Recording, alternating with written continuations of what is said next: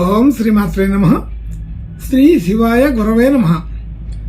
యఃకర్త జగతాం భర్త సంహర్త మహసాం నిధి ప్రణమామి తమాదిత్యం బహిరంతస్తమోపహం. వీక్షకులు నమస్కారం. నేను మీ దేవులపల్లి రామకృష్ణ శాస్త్రి, ఆర్కే మాతృశ్రీ తెలుగు జ్యోతిషపరమైన యూట్యూబ్ ఛానల్. ఇప్పుడు సెప్టెంబర్ నెల 15వ తేదీ నుండి సెప్టెంబర్ నెల 21వ తేదీ వరకు గల గ్రహ స్థితి గతులని ఒకసారి పరిశీలన చేద్దాం. సింహరాశిలో రవి బుధ గ్రహాలు, కన్యారాశిలో శుక్రగ్రహం నీచ స్థితి, కేతువు కూడా అక్కడే ఉన్నారు. మకర రాశిలో చంద్రగ్రహం, కుంభరాశిలో శనిగ్రహం వక్రస్థితి, మీనరాశిలో రాహుగ్రహం, వృషభ రాశిలో గురుగ్రహం, మిథున రాశిలో కుజగ్రహం సంచరిస్తున్నాయి.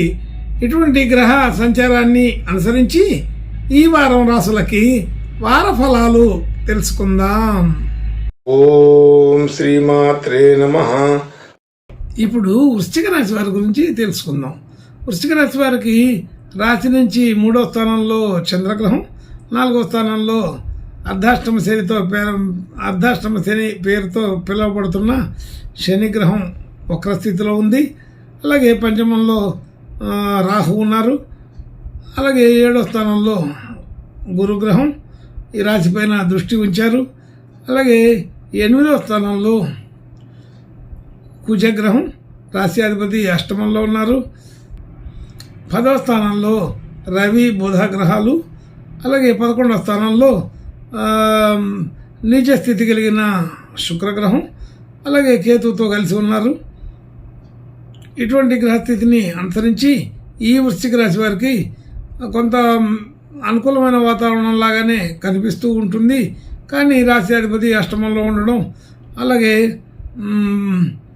ద్వితీయాన్ని చూసుకోవడం వలన కొంత మధ్యస్థమైన ఫలితాలుగా మారిపోతుంది.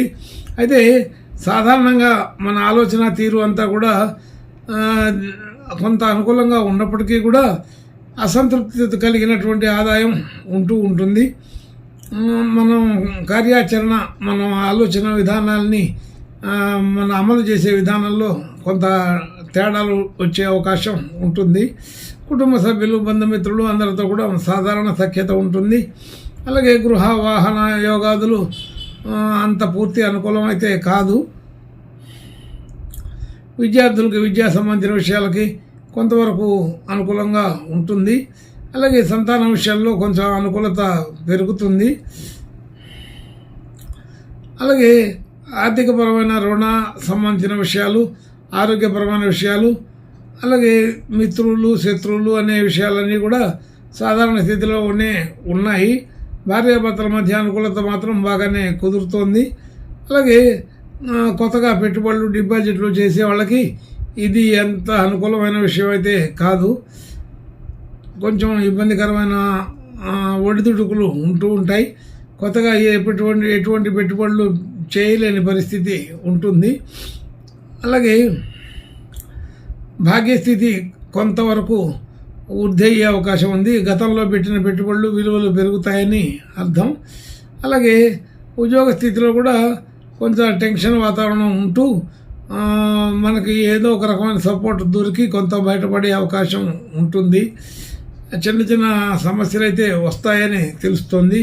వృత్తిపరమైన, ఉద్యోగపరమైన, వ్యాపారపరమైన విషయాల్లో పూర్తి అనుకూలత లేదని తెలుసుకోవాలి.